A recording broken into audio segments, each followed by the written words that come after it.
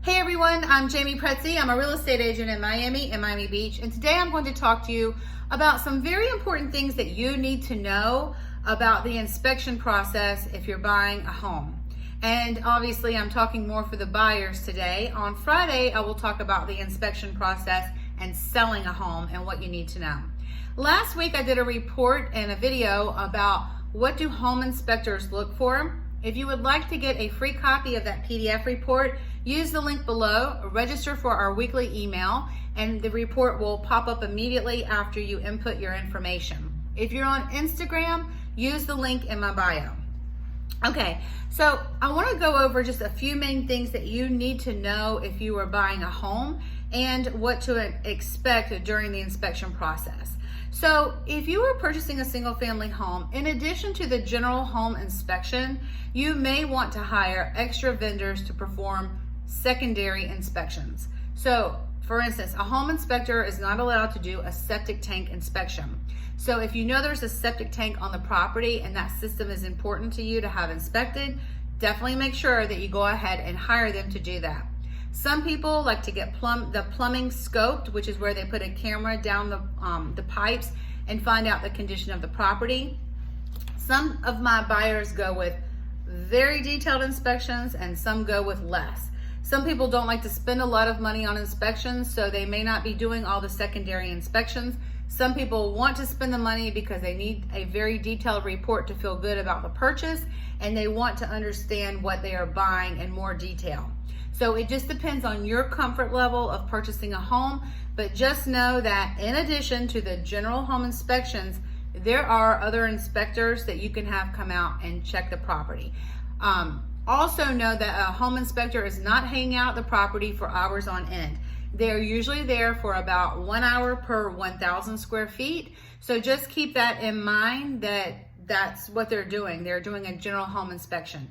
If the electric is very concerning to you, you may want to hire a licensed electrician company to come out and give you another opinion. So just know they can go very light with inspections or you can go as detailed as you want. Ultimately, it's up to you. One thing you need to take into consideration is this, is that when the reports come back, there are insurance reports that will come back.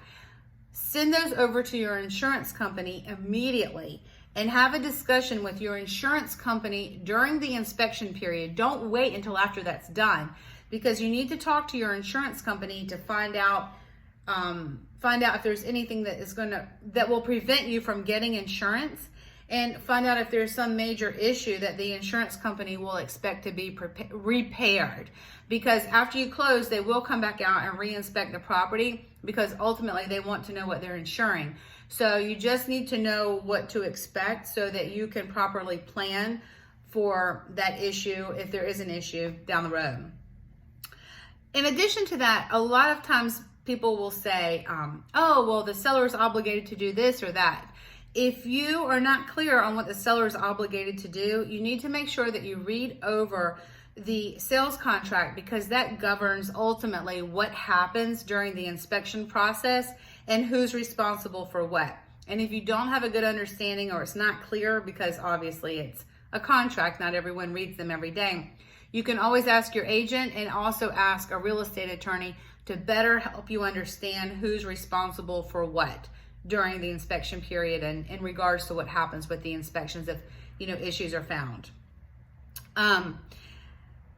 Ultimately, a lot of the inspection process is going to revolve around what you're paying for the property and the expectations based on price and condition of that home.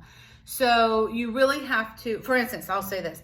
If you're buying a home at top dollar and everything was renovated, you're probably going to have a little bit different expectations of the inspection report versus if you're buying a home and you're not paying top dollar and you're going to be renovating it, because all these things are already obviously wrong with the property.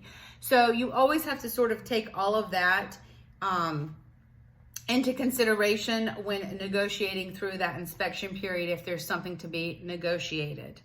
And it's never set in stone. Every single home is different. Every inspection report is different.